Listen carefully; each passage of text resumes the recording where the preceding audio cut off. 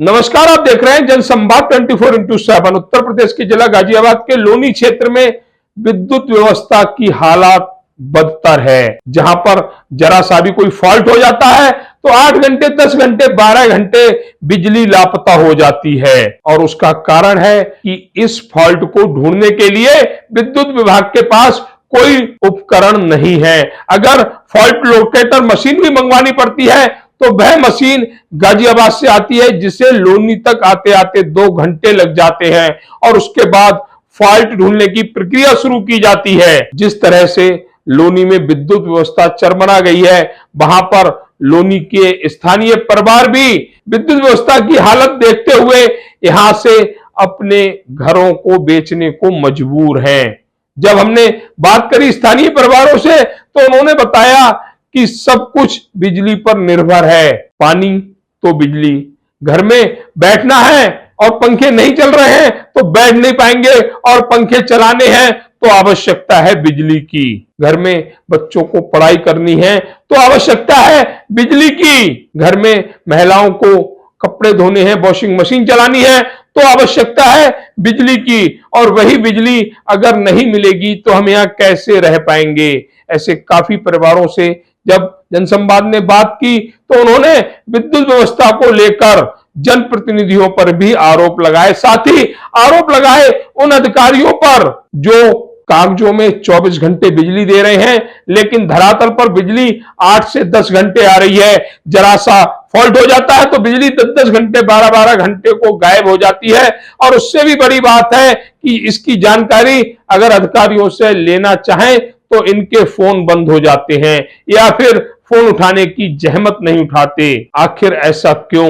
योगी सरकार में जहां लोगों को सुविधाएं दी जा रही हैं, सुविधाओं की बात की जाती है, वहीं विभागीय अधिकारी जनता को बिजली के लिए तरसा रहे हैं। लोनी में जनता विद्युत को लेकर त्रहन त्रहन कर रही है, लेकिन अधिकारियों की सेहत पर कोई फर्क नहीं पड़ रहा है। उन्हें तो बस अपने फोन बंद करके बैठ जाना है या फिर जनता को झूठे आश्वासन देने हैं।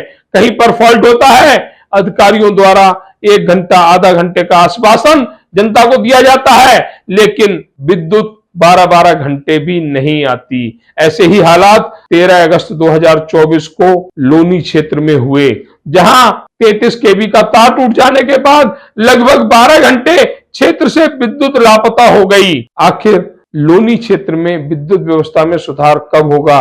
क्या लोनी में बस रहे स्थानीय परिवार अपनी प्रॉपर्टी को बेचकर चले जाएंगे तब, या फिर लोनी में विद्युत व्यवस्था की हालत यूं ही रहेगी जहां बिजली का आना कम और जाना ज्यादा रहेगा? इस समय हम पहुंचे हुए हैं लोनी नगर पालिका के वार्ड नंबर 33 में। जिस जगह हम खड़े हुए हैं उपखंड बिजली घर है।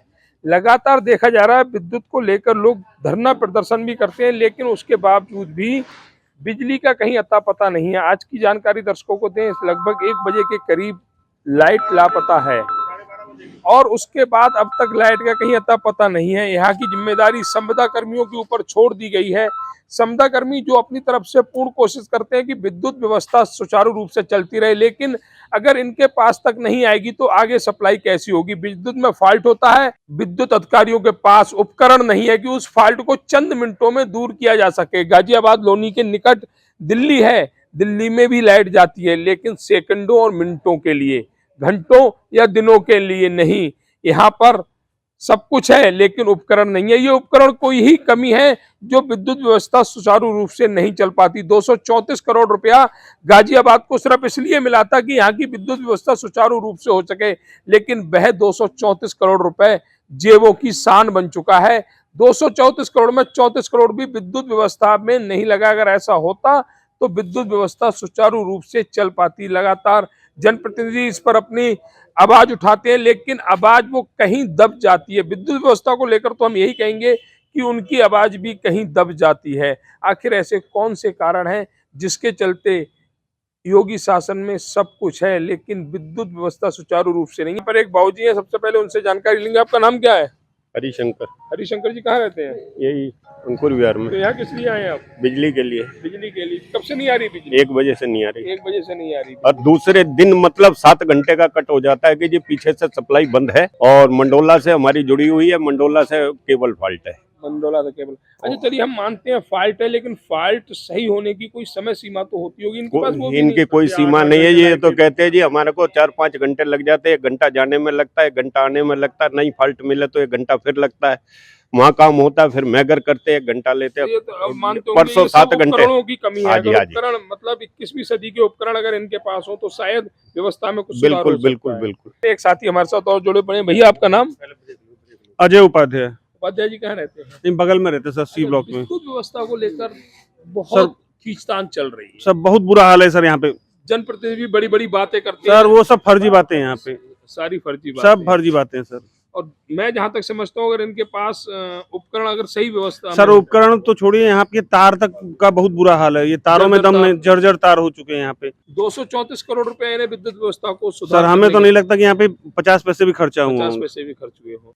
यहाँ पर एक जानकारी और भी लगी है। कुछ दिन पूर्व इस बिजली घर की डीएलएफ में 2 बिजली घर हैं। दोनों बिजली घरों की जो लाइट थी वो पाबी बड़े बिजली घर से जुड़ी हुई थी, लेकिन कुछ अधिकारियों ने पता नहीं किस लालच बस इस लाइट को और 20 किलोमीटर आगे मंडोला भेज दिया। मंडोला से यहाँ तक लाइट आती है, पाबी का ऑप्शन है और इससे पहले भी इन बिजली घरों को पाबी से विद्युत मिलती थी, जिसके चलते कुछ व्यवस्था में कुछ पूर्ण रूप से नहीं सुधार था, लेकिन अब वह भी सुधार खत्म हो गया है क्योंकि अधिकारी अपनी दबंगई दिखाते हैं, यहाँ उपस्थित नहीं होते, संविदा कर्मियों पर गाज गिरती है और जिसके चलते यहाँ की जनता विद्युत के लिए परेशान रहती है। एक साथी और है, वो भी कुछ कह रहे हैं। आपका नाम क्या है? विनोद कुमार। कुमार जी कहाँ रहते हैं?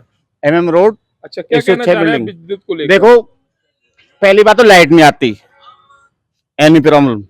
ओके, जब भी मीटर काटना हो किसी का भी, वो कहते हैं कि हम मीटर काटने जा रहे हैं, लाइट बंद कर देते हैं। तो तुम ऑनलाइन में मीटर नहीं कटता क्या? कटता है। फिर जो मीटर काट कर आते हैं, फिर वो कहते हैं तुम पे इतना बिल बढ़ गया, इतना बढ़ गया, ये बढ़ गया, वो बढ़ गया है। यहाँ का बोलते जय है, वो किसी की बात सुनने को राजी नहीं, गेट नहीं खोलते, पब्लिक परेशान। इतनी बारिश हो रही है रात में अंधेरे में, कहां से कहां लिकड़े आप आदमी मानते है। हैं कि व्यवस्था सही रूप से नहीं चल रही है? इम्पॉसिबल, नथिंग, योगी गया। एक बार फिर हम अपने दर्शकों को विद्युत व्यवस्था को लेकर जानकारी देंगे। जानकारी लगी है कि यहाँ पर भी जो दूसरा उपकेंद्र है बिजली घर है चमन विहार में, यहाँ पर भी बिजली नहीं है और ये उपभोक्ता जो उत्तर प्रदेश में सबसे महंगी बिजली खरीदते हैं आज बिजली से वंचित हैं, जिनके लिए कहा जाता है कि 22 से 24 घंटे बिजली इस क्षेत्र में आनी चाहिए, लेकिन मात्र 5 घंटे 6 घंटे बिजली आ रही है और कहीं कभी कभी तो दिनों तक लापता हो जाती है, बिजली नहीं मिलती। हमारे साथ इस समय नवीन जी जुड़े हुए हैं जो डीएलएफ ब्लॉक के आरडब्ल्यूए के अध्यक्ष भी हैं। उनसे जानकारी लेंगे कि आखिर इस विद्युत व्यवस्था में जो सुचारू रूप से नहीं चल रही, इसके लिए किसे जिम्मेदार मानते हैं? नवीन जी, आपके क्षेत्र में भी बिजली नहीं आ रही है, अभी हमने डीएलएफ का बिजली घर भी देखा, वहां भी यही स्थिति है, यहाँ पर भी यही स्थिति है। किसको मानते हैं इसका दोषी? देखिए, जो मेन दिक्कत है ये अधिकारियों की है। जो अधिकारी हैं वो सुनते नहीं है, सबसे बड़ी बात है। प्रशासन जो है बिल्कुल सोया हुआ है। कई बार कंप्लेंट की गई है इसके लिए, मगर कोई सुनवाई नहीं है कहीं से भी। पहले तो सबको, देखिए मैं ये कहना चाहूँगा, जनता को जगना होगा।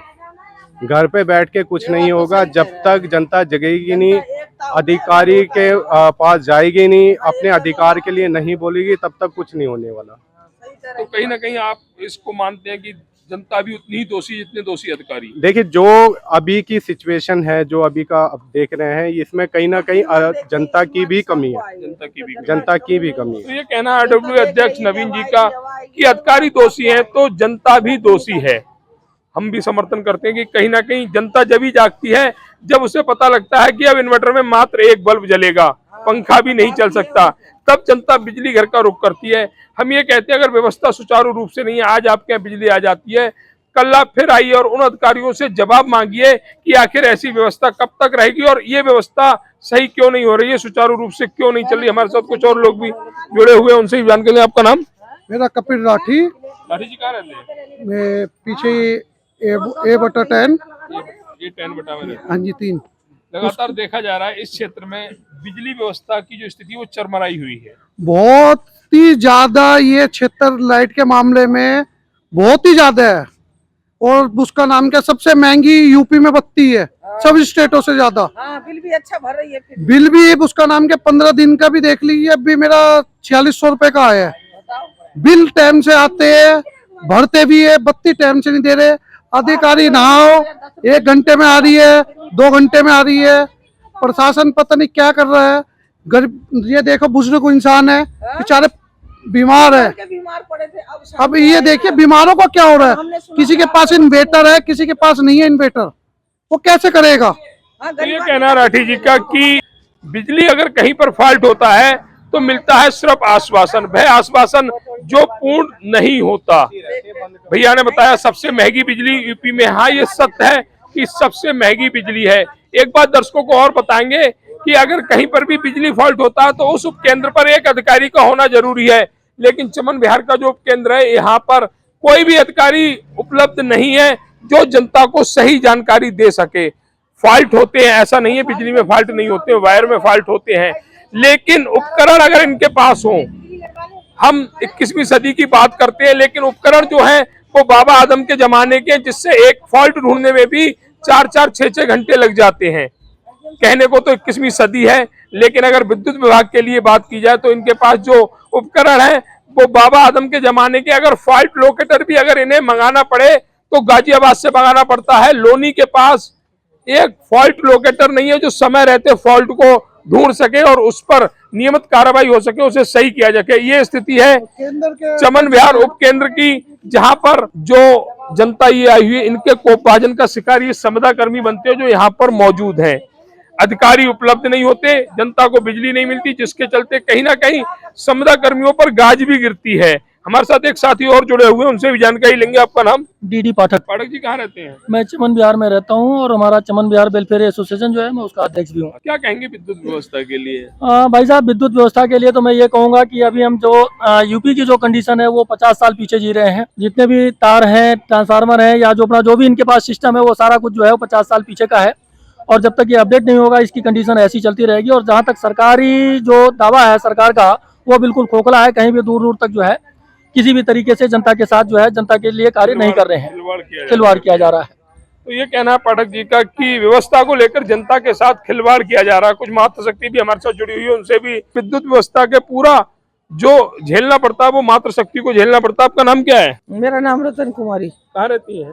DLF में 8/4 में। अच्छा, क्या ए ब्लॉक बिजली में। के लिए?